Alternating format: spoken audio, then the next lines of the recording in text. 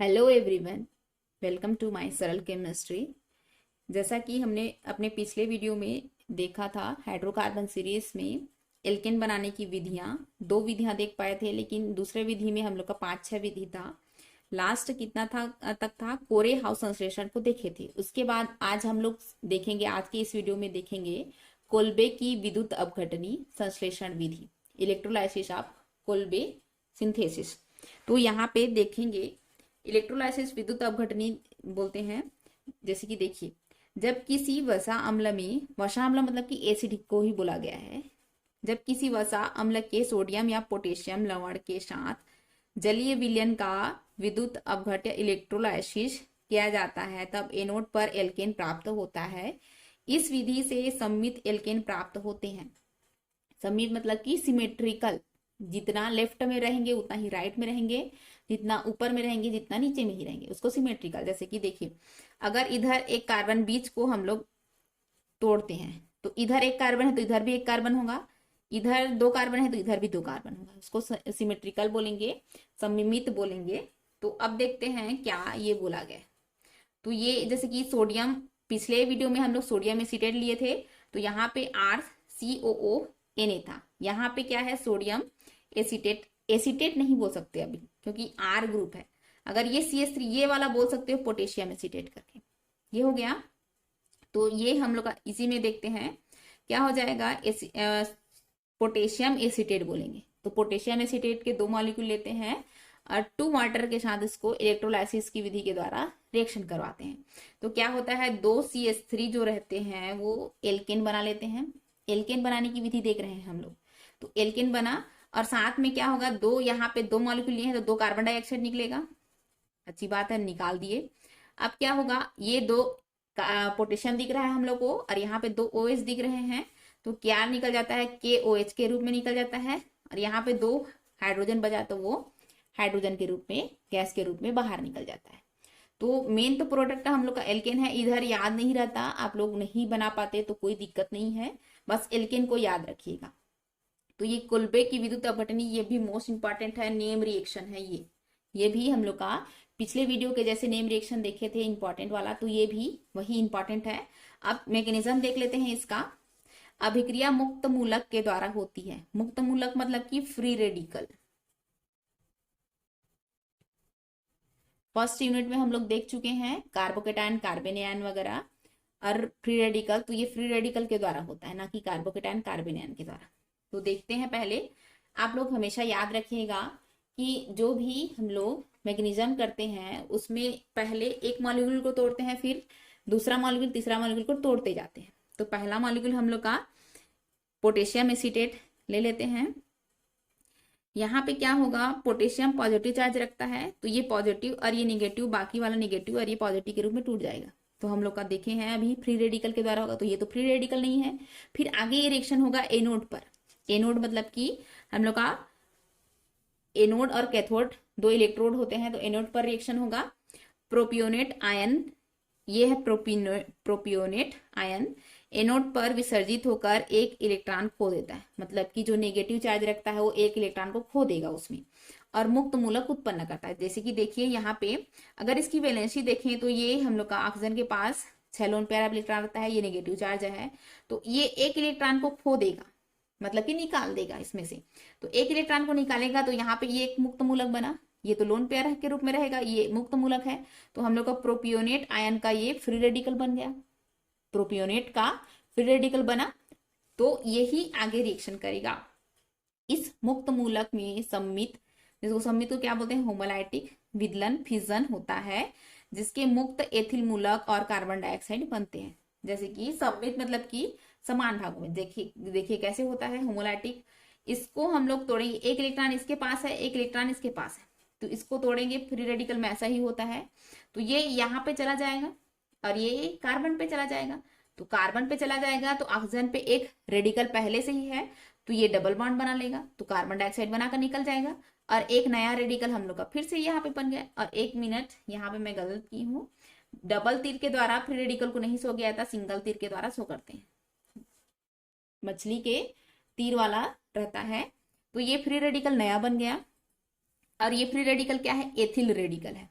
तो जो एथिल मुक्त मूलक आगे 3 प्रकार से क्रिया कर सकता है बोल रहा है।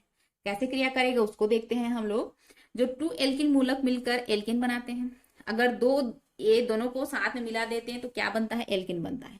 तो हम लोग तो एल्केन बनाने की विधि देख रहे हैं। तो एल्केन में क्या बना हम लोग का, ब्यूटेन बना है। फिर ये तो पहला हुआ। दूसरा कैसे कर सकता है ये हम लोग का, असमानुपाती विघटन, जिसको डिस्प्रोपोर्शनल रिएक्शन कहते हैं। असमानुपाती विघटन द्वारा एक एथिल मूलक दूसरे एथिल मूलक का ऑक्सीकरण कर देता है। पहले में क्या कर दिए थे, दोनों को जोड़ दिए थे और ब्यूटेन बना दिए थे। लेकिन यहाँ पे क्या होगा, इसका देखिए 5 हाइड्रोजन है तो एक हाइड्रोजन को इसको दे देगा, तो क्या बन जाएगा, C2H6 बन जाएगा। और एक हाइड्रोजन कम बन गया तो मतलब कि C2H4 बन जाएगा। C2H4 को कैसे लिखते हैं, CH2 डबल बॉन्ड CH2। तो ये ऑक्सीकरण हुआ ना, ये हो गया। तीसरा अब क्या होता है, मुक्त मूलक, जो मुक्त एल्किल मूलक अम्ल है, मूलक रेडिकल से संयोग करके एस्टर बनाता है। ये देखते हैं क्या होगा। अगर एसीटेट के साथ रिएक्शन कराएंगे मुक्त मूलक का तो एस्टर तो बनेगा ही बनेगा। दोनों फिर से जुड़ गया है और ये एथिल एसीटेट बना दिया है। तो 3 तरीके से यहाँ पे रिएक्शन हो गया है एनोड पर। अब कैथोड पे क्या रिएक्शन होता है उसको देखते हैं। कैथोड पे क्या रिएक्शन होगा, पोटेशियम आयन विसर्जित होकर पोटेशियम हाइड्रोक्साइड बनाता है। पोटेशियम आयन पहले हुआ था विसर्जित, देखिए यहाँ पे, ये देखिए। तो यही रिएक्शन फिर से ये आगे फिर रिएक्शन करेगा कैथोड पे। ये तो एनेट पर हुआ है, ये कैथोड पर होगा। तो चलिए देखते हैं कैथोड पर। देखिए 2 पोटेशियम आयन 2 इलेक्ट्रॉन को ले लेगा अपना। कहां से ले लेगा, जो एथिल, जो एसीटेट यहाँ पे मुक्त किया था, यहाँ पे मुक्त किया है तो इस इलेक्ट्रॉन को ले लेगा, क्योंकि हम लोग का 2 ये वाला लिए हैं तो 2 ही तो लेगा ना इलेक्ट्रॉन को। तो 2 इलेक्ट्रॉन को ले लिया, 2 पोटेशियम के रूप में वो बाहर निकाल दिया। फिर जो 2 पोटेशियम बना है वो 2 वाटर के मॉलिक्यूल के साथ रिएक्शन करता है। 2 वाटर के मॉलिक्यूल के साथ रिएक्शन करके हाइड्रोजन गैस मुक्त करता है और पोटेशियम हाइड्रोक्साइड बनाता है। तो ये हो गया हम लोग का कोल्बे की विद्युत अपघटनी संश्लेषण विधि। ये मोस्ट इंपॉर्टेंट है ये भी रिएक्शन। हम लोग का एनोड पर क्या होता है, कैथोड पर क्या होता है, ये कभी कभी पूछ देता है। तो एल्केन बनाने की तीसरा विधि देख चुके हैं हम लोग। अब चौथा विधि देखते हैं ग्रिग्नार्ड रिएजेंट द्वारा। तो देखिए ये कंफ्यूज मत होइएगा कि हम लोग तो ग्रिग्नार्ड रिएजेंट पहले वाला भी पढ़ चुके हैं। ये ग्रिग्नार्ड रिएजेंट थोड़ा सा अलग है। कैसे अलग है, वहां पे क्या पढ़े थे, एल्किल हैलाइड के साथ पढ़े थे। यहाँ पे एल्किल हैलाइड यूज नहीं करेंगे, सक्रिय हाइड्रोजन युक्त परमाणु यूज करेंगे या अणु यूज करेंगे। तो देखिए RMgX और ZH, जेड क्या है, सक्रिय हाइड्रोजन युक्त यौगिक, जैसे कि H2O लिए थे, एल्कोहल लिए थे, NH3 लिए थे, वही वाला है। तो आप लोग उसी का भी रिएक्शन करवा सकते हो, पहले भी ग्रिग्नार्ड रिएजेंट पढ़े हैं उसी से रिलेटेड भी कर सकते हो। वहां पे क्या अलग था कि पहले एल्किल हैलाइड मैग्नीशियम से रिएक्शन कर रहा था, फिर वो हम लोग का एक्टिव हाइड्रोजन के साथ रिएक्शन कर, लेकिन यहाँ पे डायरेक्ट रिएक्शन करवा सकते हो। RMgX का जो एक्टिव हाइड्रोजन है उसके साथ डायरेक्ट रिएक्शन करवा सकते हो और एल्केन बना सकते हो। ये फिर से मैग्नीशियम आयोडाइड और OH बनकर निकलेगा और यहाँ का हाइड्रोजन C2H6 बना लेगा। ये एल्केन हुआ हम लोग का, ये हुआ। अब क्या करेंगे, CH3MgI, ये भी हम लोग का क्या है, ग्रिग्नार्ड अभिकर्मक है। ये एक्टिव हाइड्रोजन है, ये एक्टिव हाइड्रोजन CH3 के साथ चला जाएगा, CH4 बना देगा और OC2H5 मैग्नीशियम के साथ जुड़ करके वो बाहर निकल जाएगा। तो ये ग्रिग्नार्ड रिएजेंट के द्वारा हम लोग का एल्केन बना लिए। अब 5वां विधि कौन सा है हम लोग का, अम्लों एवं कार्बनिक यौगिकों के अपचयन से। 5वां विधि है कार्बोनिल यौगिक किसको बोलते हैं, जिसमें मिनिमम एक CO ग्रुप हो। तो एसिड में भी होता है, एल्डिहाइड में भी होता है, कीटोन में भी होता है। तो इसके साथ रिएक्शन करवाएंगे अम्ल या उसके व्युत्पन्न वाला से, तो ये भी अपचयन वाला ही है समझो। तो ये हुआ एसिड, R के जगह कुछ भी रख सकते हैं हम लोग, CH3 C2H5 बेंजीन जो भी। तो ये हो गया एसिड। 6 हाइड्रोजन लेना है, रेड फास्फोरस और हाइड्रोजन आयोडाइड की उपस्थिति में रिएक्शन करवाना है। तो क्या होता है देखते हैं। देखिए अपचयन करवाएंगे मतलब कि हम लोग को जो इलेक्ट्रोनेगेटिव एटम है और कार्बन के बीच बॉन्ड को तोड़ेंगे और वहां पे एक एक हाइड्रोजन को रख देंगे। तो यहाँ का देखिए कार्बन और हाइड्रोजन, सॉरी कार्बन और ऑक्सीजन के बीच तोड़ेंगे बॉन्ड, तो यहाँ पे हाइड्रोजन, यहाँ पे भी हाइड्रोजन, एक हुआ। यहाँ पे ऊपर में देखिए 2 डबल बॉन्ड है, दो डबल बॉन्ड को तोड़ने के लिए एक डबल बॉन्ड ये हुआ, तोड़ दिए, और दूसरे डबल बॉन्ड को यहां हुआ, तोड़ दिए, हो गया। अब हम लोग को देखना है क्या क्या बना है। तो अब आप लोग देखिए क्या क्या बना है हम लोग का। तो ये एक तो वाटर मॉलिक्यूल बन के निकला, ये हो गया। अब क्या निकला, एक दूसरा वाला वाटर मॉलिक्यूल बन के निकला है, ये हो गया। अब ध्यान से देखिएगा, एक हाइड्रोजन यहाँ, एक हाइड्रोजन यहाँ, एक हाइड्रोजन यहाँ, तो क्या बना, RCH3 ये बना, और दो हाइड्रोजन बाहर निकल गया। मतलब कि ये भी आप लोग का अपचयन टाइप का ही रिएक्शन है, अपचयन ही हो रहा है। तो यहाँ पे देखें, ये कार्बन और हाइड्रोजन के बीच तो बॉन्ड टूटेगा ही नहीं। किसका बॉन्ड टूटेगा, ये जो डबल बॉन्ड ऑक्सीजन है उसका टूटेगा। फिर क्या करेंगे, यहाँ पे एक हाइड्रोजन, यहाँ पे एक हाइड्रोजन, यहाँ पे एक, यहाँ पे एक, बन गया। H2O बाहर निकला, चलो ठीक है, क्या बना, RCH3 बना, ये हो गया।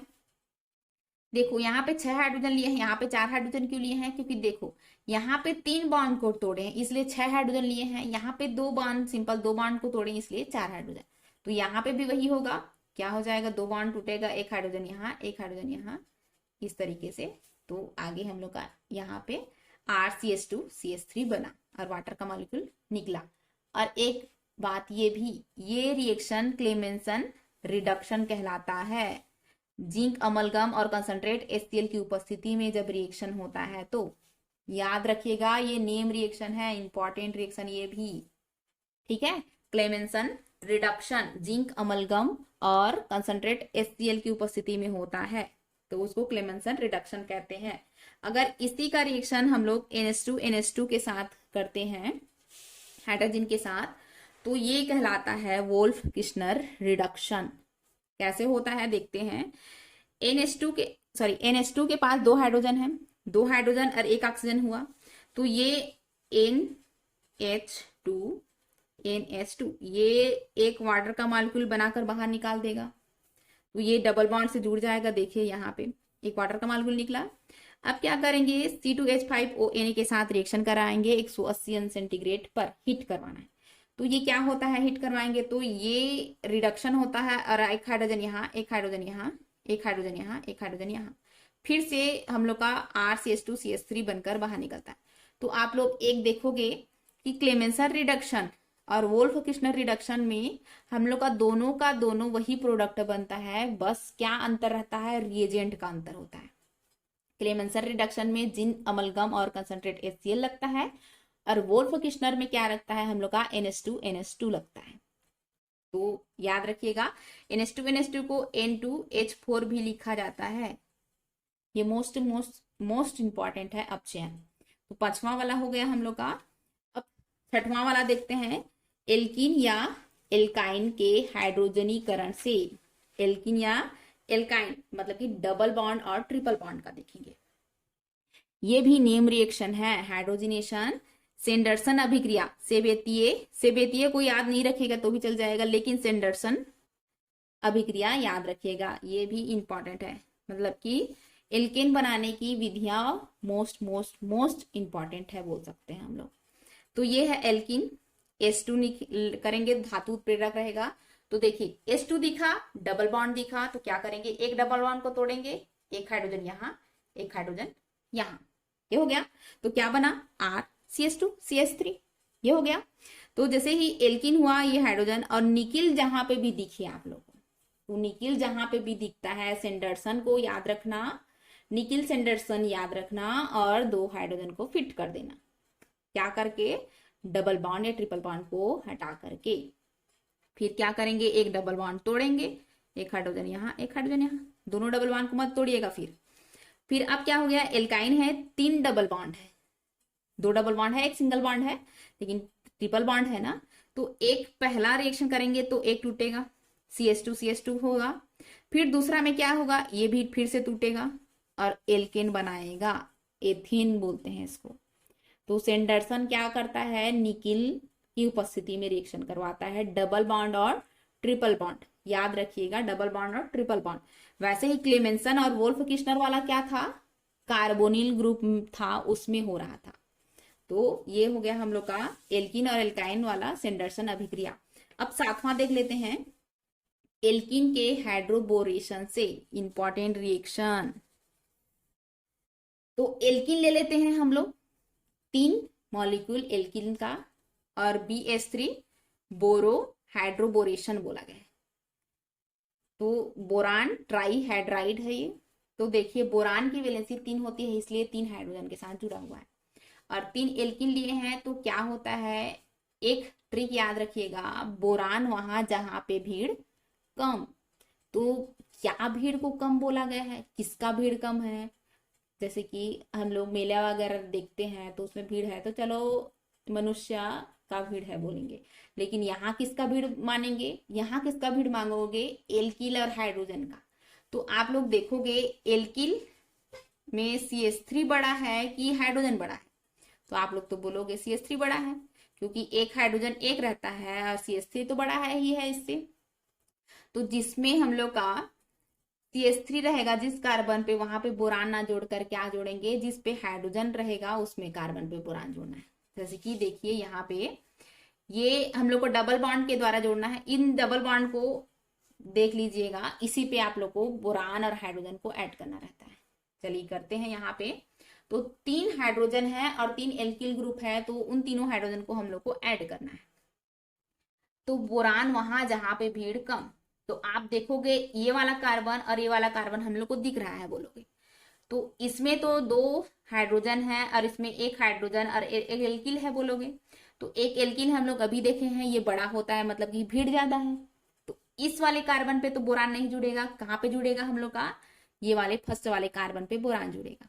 तो बोरान हम लोग का 3 एक जुड़ गया, और तीनों का तीनों हाइड्रोजन यहाँ पे जुड़ गया, या 2 हाइड्रोजन बोल सकते हैं इधर जुड़ेगा। तो देखिए 3 हम लोग का ट्राई एल्किल बोरेन हो गया, ये हुआ। अब इस ट्राई एल्किल बोरेन में एसिटिक एसिड का रिएक्शन करवाते हैं, एसिटिक एसिड का रिएक्शन करवा देते हैं। तो क्या होता है, ये बोरान निकल जाता है और इसको अपना अलग छोड़ देता है। 3 है ये, तो 3 यहाँ पे आ जाएगा, ये होल में है, तो 3RCH2CH3 एल्किन बन जाता है, हायर एल्किन ये भी है। तो ये होता है एल्किन के हाइड्रोबोरेशन से एल्किन कैसे प्राप्त करेंगे। और हमेशा याद रखिएगा डबल बॉन्ड या ट्रिपल बॉन्ड पे बोरान और H को जोड़ना है हम लोग को। तो बोरान वहां जहां पे भीड़ कम, ये ट्रिक हमेशा याद रखिएगा। आगे हम लोग मार्कोनिकॉफ का नियम पढ़ेंगे एल्किन में, वहां पे ये फिर से आएगा, तो वहां पे मैं फिर से बताऊंगी वहां कि किस तरीके से जोड़ते हैं। एक होमवर्क दे रही हूं मैं, अगर ये समझ आ गया आप लोग को, तो इसमें बताइएगा कि बोरान कहाँ पे जुड़ेगा और हाइड्रोजन कहाँ पे जुड़ेगा। मैं ये भी हिंट दे रही हूँ, बस इस कार्बन और इस कार्बन पे दोनों पे जोड़ना है, एक में बोरान को जोड़ना है, एक में हाइड्रोजन को जोड़ना है। तो आप लोग देखिएगा कि इसका प्रोडक्ट क्या बनेगा।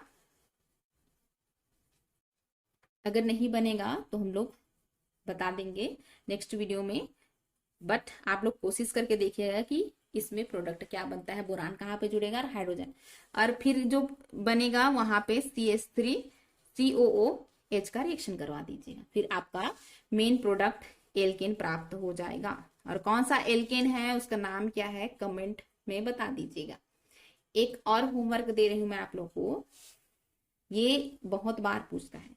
जैसे कि हम लोग ये 4 रिएक्शन पढ़े हैं इसके फर्स्ट वीडियो में, क्या था, वुड्स अभिक्रिया, वुड्स फिटिक अभिक्रिया, कोरे हाउस और फ्रैंकलैंड अभिक्रिया, ये पढ़े हैं।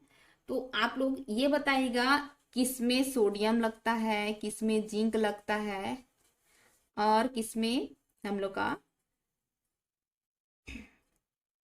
कॉपर लगता है। आप लोग कॉपर वाला पढ़े हो कि नहीं वो भी बताइएगा। और क्या है हम लोग का कोरे हाउस संश्लेषण में, जैसे कि सोडियम और जिंक का ही मेन रोल होता है, तो हम लोग यहाँ पे करेंगे किस तरीके से, बस कोरे हाउस को रहने दीजिए अगर कोरे हाउस नहीं बनता है, बट हम लोग को वुड्स फिटिक और फ्रैंकलैंड में क्या क्या यूज करते हैं, सोडियम और जिंक किसमें यूज करते हैं, उसको कमेंट में बताइएगा। ये हो गया हम लोग का एल्केन बनाने की विधियां। टोटल हम लोग का 7 है, लेकिन 2 में भी हम लोग दूसरे विधि में 5-6 देख चुके हैं। तो ये इतना इंपॉर्टेंट है, दो कभी ना कभी पूछता ही है, 5 नंबर या 6 नंबर का ये आएगा ही आएगा। ये पहला वाला वीडियो और ये दूसरा वाला वीडियो। इसके पहले वाले में भी करे हैं एल्केन बनाने की विधियां, और ये दूसरा वीडियो है हम लोग का एल्केन बनाने की विधियां में। तो इन दोनों वीडियो में हम लोग का 5 या 6 नंबर का आना निश्चित रहता है। तो ये पढ़ लीजिएगा। धन्यवाद।